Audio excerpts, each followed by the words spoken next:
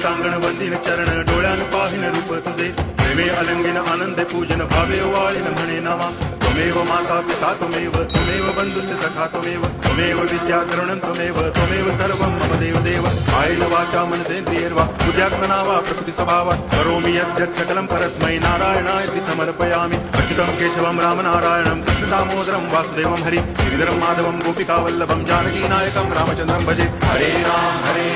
Ram Ram Hare Hare Hare Krishna Krishna Krishna Hare Hare